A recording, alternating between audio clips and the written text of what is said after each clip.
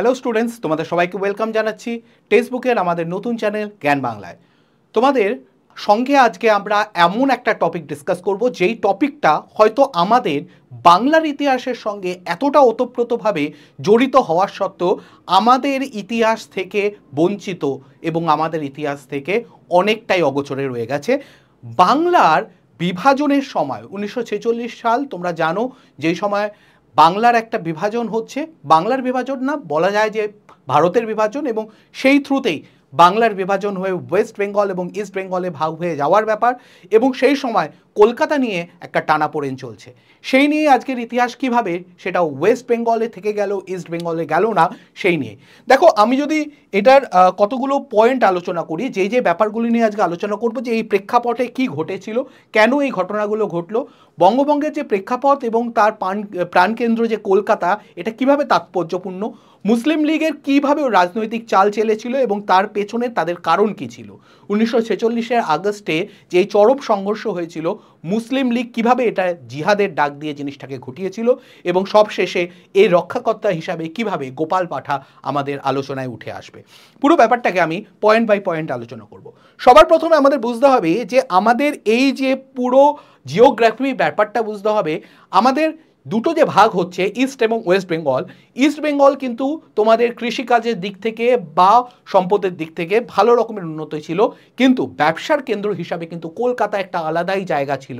যেই কারণে সেই জায়গাটাকে যদি আয়ত্তে না আনা যেত ওয়েস্ট বেঙ্গল ইস্ট বেঙ্গলের, তাহলে কিন্তু ইস্ট বেঙ্গল অনেকটাই পিছিয়ে পড়তো। এই ব্যাপারটা কিন্তু ওই সময় তৎকালীন বেঙ্গলের মুখ্যমন্ত্রী সোহরাবুদ্দিন খান উনি বুঝতে পেরেছিলেন, এবং সেই কারণেই ওনার টার্গেট ছিল উনি এই জিনিসটাকে নিজের দখলে নেবেন, মানে ইস্ট বেঙ্গলের দখলে নেবেন এবং পাকিস্তানের অংশ হিসাবে দেখাতে চাইবেন। তো সেই জায়গাটা থেকেই এটা নিয়ে একটা বড় সমস্যা তৈরি হয়। কিন্তু এই কলকাতা যে ভারতের অংশ থেকে গেল, পশ্চিমবঙ্গের অংশ থেকে গেল, মানে আমাদের ওয়েস্ট বেঙ্গলের অংশ থেকে গেল, সেটা কিন্তু একমাত্র একটা বিরোধিতার কারণে, কোনো রকমভাবে কোনো পলিটিক্যাল কারণে নয়, একটা বিরোধিতার কারণে। না হলে হয়তো আজকে এই বেঙ্গলের মধ্যে আর আমরা কলকাতাকে দেখতে পেতাম না, এটা বাংলাদেশেরই একটা অংশ হতো। তো দেখা যাক ব্যাপারটা কি হচ্ছে। সবার প্রথমে 1946 সাল ভারতের বিভাজন হচ্ছে, সেই নিয়ে একটা বড় রকমের শোরগোল চলছে। মোটামুটি ফাইনাল পাকিস্তান ভাগ হয়ে যাবে, ভাগ হয়ে দুটো অংশ হয়ে যাবে, ভারত ভাগ হয়ে যাবে, দুটো অংশ হবে, একটা পাকিস্তান এবং আরেকটা হচ্ছে আমাদের বাংলা, মানে ওয়েস্ট আমাদের ভারত। তো এবার এই যে দুটো, তুমি যদি দেখো যে পাকিস্তানের যে একদম পশ্চিম অংশ এবং একদম যে পূর্ব অংশ, যেটা এখন পাকিস্তান এবং বাংলাদেশ, তার মধ্যে প্রচুর দূরত্বটা কিন্তু কভার হচ্ছে ভারতের মধ্যে থেকে। তখন তো দুটো আলাদা দেশ ছিল না, একটাই দেশ ছিল। তো এটা মোটামুটি ফাইনাল যে ভাগ তো হবে, কিন্তু এই যে ভাগের মধ্যে সবচেয়ে বড় সমস্যা হলো কলকাতা কার অংশের মধ্যে যাবে। কলকাতার তাৎপর্য আমি তোমাদেরকে বললাম যে এর তাৎপর্য হচ্ছে এইটাই, যেটা একটা বিজনেস, একটা এম্পোরিয়াম হিসাবে কাজ করবে। এখানে এটা ভারতের প্রথম ইংরেজ শাসিত অঞ্চলের মধ্যে প্রথম কিন্তু রাজধানী হিসাবে ছিল। তো সেই হিসাবে কিন্তু জলপথ থেকে শুরু করে সব জায়গা থেকে বিজনেসের একটা প্রাণকেন্দ্র হিসাবেই ছিল। সোহরাবুদ্দিন বাংলার মুখ্যমন্ত্রী সেই সময়, আমি যদি সিচুয়েশনটাকে তোমাদের কাছে বলি, বাংলার মুখ্যমন্ত্রী, তার মানে তার কাছে যথেষ্ট পাওয়ার রয়েছে, এবং ইংরেজদের পাওয়ার খণ্ডন হচ্ছে, মানে পুরোপুরি ইংরেজরা পাওয়ার চ্যুত হচ্ছে। তো ইংরেজদের হাতে ভালো পাওয়ার নেই, ইংরেজরা ভারতীয়দের মাধ্যমেই পুরো ব্যাপারটাকে দেখাশোনা করছে, এবং সোহরাবুদ্দিন ছিল বাংলার দেখাশোনার দায়িত্বে। তাহলে এই সময় ডাইরেক্ট অ্যাকশন দে, যেটা 16ই আগস্ট ডাকা হয়েছিল, কেন ডাকা হয়েছিল এবং কি সিচুয়েশনের মধ্যে হয়েছিল, সেটা আমরা এক এক করে দেখব। এবার যদি আমরা দেখি 16ই আগস্টের ব্যাপারটা, কিন্তু 16ই আগস্টের কারণটা কি? মুসলিমদের তরফ থেকে বলা হয় যে রমজানের 18তম দিন হচ্ছে এই 16ই আগস্ট। রমজানের 18তম দিন এই 16ই আগস্ট। মোহাম্মদের বাদারের যুদ্ধ জয়ের দিন কিন্তু এই 18তম দিন, এবং বলা হয় এই দিনটাই পারফেক্ট ডে আমাদের অ্যাটাক করার জন্য, এবং এটা মুসলিম লীগের তরফ থেকে ন্যারেটিভ তৈরি করা হয় যে এই দিনটা অ্যাটাক করব এই কারণে। মুসলিম লীগের যদি বলা হয়, বিভিন্ন প্রকাশনীগুলি খোলাখুলিভাবে এটা বলে হিন্দুদের গণহত্যার পক্ষে কথা বলে, হিন্দুদের গণহত্যা করা হবে এবং করতে হবে। করা হবে থেকে বড় কথা করতে হবে, মানে মুসলিমদের উস্কে দেওয়া যে তোমরা করো, মানে ন্যারেটিভ তৈরি করে, এবং বলা হয় ল্যান্ড অফ পিওর তৈরি করো। ল্যান্ড অফ পিওর মানে পাকিস্তানের একটা অংশ হিসাবে কলকাতাকে নিয়ে আসো, এই জিনিসটা বলা হয়। আমরা যদি আরও একটু এগোই, ঘটনাটার প্রেক্ষাপটগুলোকে যদি আরেকটু ভালোভাবে দেখি, 1946 সালে স্টার অফ ইন্ডিয়া হচ্ছে মুসলিম লীগের একটা বলতে পারো মাউথপিস হিসাবে কাজ করত। তারা হচ্ছে মুসলিমদের ডাইরেক্ট অ্যাকশন ডের জন্য কি বলেছে, Muslim must remember that it was Ramzan that the permission of jihad was granted by Allah. It was in Ramjan that the battle of Badr, যেটা আমি এক্ষুনি বললাম, battle of Badr, the first open conflict between Islam and the Hedonism was fought and won by 313 Muslim, and against it was the Ramjan that 10,000 Muslims under the Holy Prophet conquered the Makkah and established the kingdom of heaven.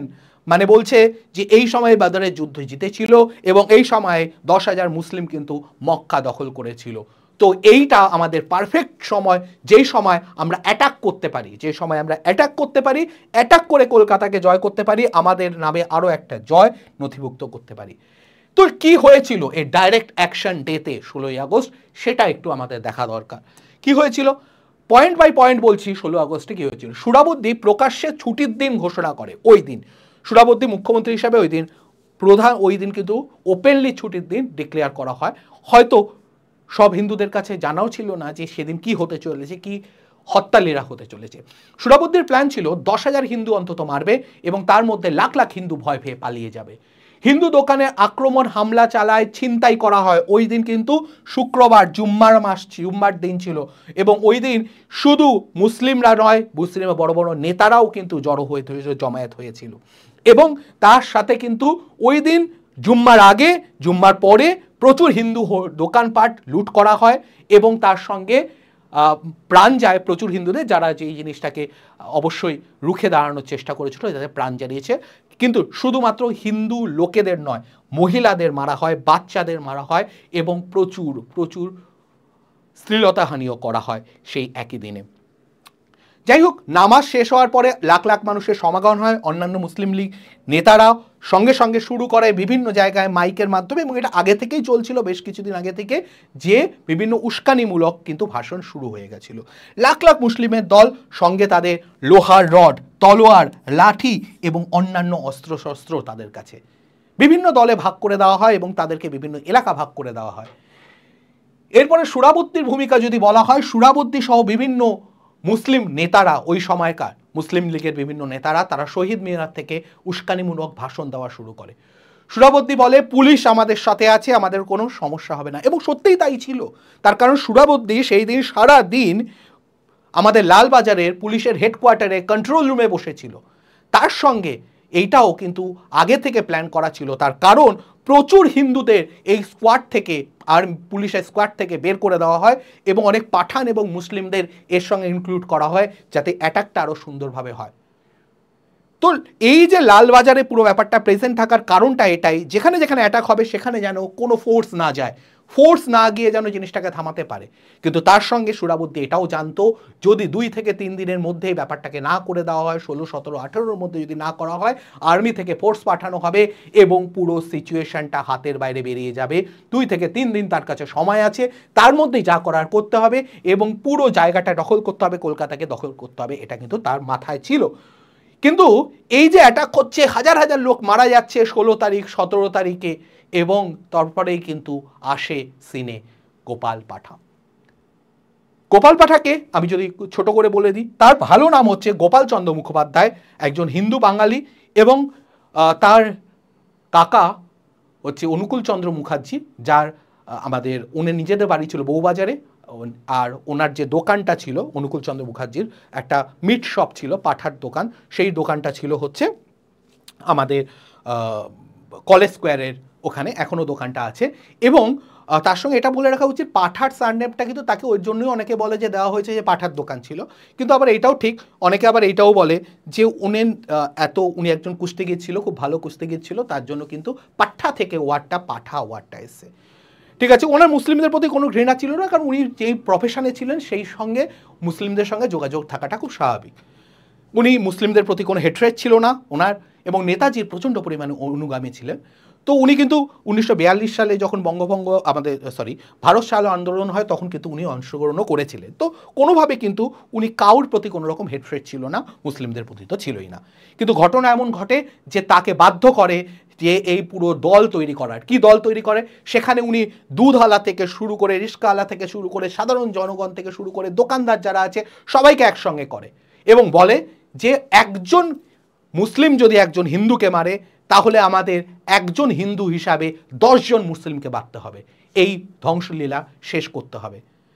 সেভাবে উনি সারা রাত ধরে তাদেরকে training দেয় এবং তার সঙ্গে দল তৈরি করেন, বিভিন্ন জায়গায় প্ল্যান প্রোগ্রাম করেন এবং এই প্ল্যানে পরের দিন শুরু হয় আক্রমণ। এবং এমন একটা সিচুয়েশন তৈরি হয় যেখানে কিন্তু যখন মারোয়ারি ব্যবসায়ীরা যারা খুব ক্ষতিগ্রস্ত হয়েছে এই মুসলিম হামলার কারণে, তারা তাদের টাকার মাধ্যমে, অস্ত্রশস্ত্রের মাধ্যমে বিভিন্নভাবে সাহায্য করতে শুরু করে এবং এই সাহায্য করার জন্য তার হাতে যে পাওয়ার আসে তাতে 19-20 তারিখ আস্তে আস্তে দেখা যাচ্ছে যে হিন্দু যা মারা গেছে তার বহু বেশি মুসলিম মারা যাচ্ছে। সোহরাবুদ্দি খান বুঝতে পারেন যে এইভাবে তো চলতে পারে না, এতে তো আমাদের লস হচ্ছে, আলটিমেটলি আমরা যেই প্ল্যান করেছিলাম সেটা হচ্ছে না। এবং এই সময় কিন্তু গোপাল পাঠা যদি না দাঁড়াতেন, আমি এই নিয়ে দরকার হলে আরেকটা ভিডিও বানাবো ওনাকে নিয়ে, তাহলে কিন্তু আজকে কলকাতা আমাদের দখলে থাকতো না বা কলকাতা পশ্চিমবঙ্গ তথা ভারতের অংশ হতো না। তো এই আক্রমণের প্রতিরক্ষা করার জন্য গোপাল পাঠা উঠে দাঁড়ান এবং তিনি একরকমভাবে নিজের প্রচেষ্টাতেই এবং ভালো আরও বেশ কিছু লোকজনকে নিয়ে পুরো আক্রমণটাকে প্রতিহত করেন এবং সঙ্গে কিন্তু উনি এটা এনশিওর করেন যে আমাদের যাতে এই কলকাতা ভারতের অংশ থাকে।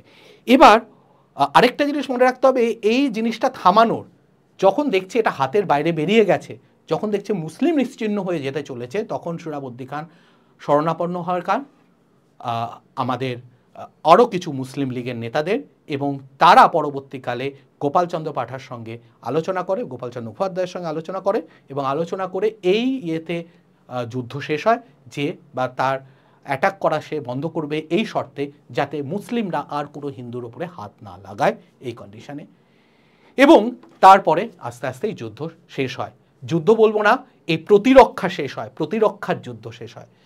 কিন্তু আজকে এই রকম বেশ কিছু লোক বাঙালি বিপ্লবী একরকমভাবে যারা কিন্তু দেশটাকে আমাদের হাতের বাইরে বেরিয়ে না যাওয়ার জন্য অনেক অংশে সাহায্য করেছে।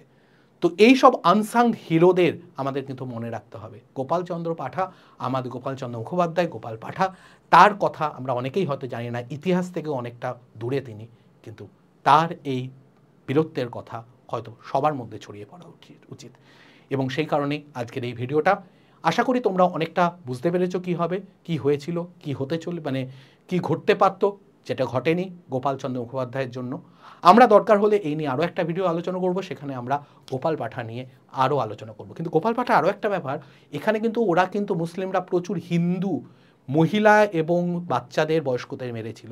সেখানে গোপাল পাঠা বলেছিল কোনো কোনো মুসলিম বয়স্ক মহিলা বা পুরুষ, কোনো মুসলিম মহিলা এবং বাচ্চার গায়ে যেন হাত না পড়ে। আজকে তুমি যদি তার বাড়ির সামনে যাও, সেখানে দেখতে পাবে একজন মুসলিম রিক্সা চালক আছে, হাত রিক্সা চালক, যে এখনও ওখানে রয়েছেন এবং সে নিজে বলেছে যে তাকে বাঁচানোর জন্য গোপাল পাঠা উঠে পড়ে লেগেছিল। তো যাই হোক, আজকের ভিডিওটা আমরা এখানেই শেষ করছি।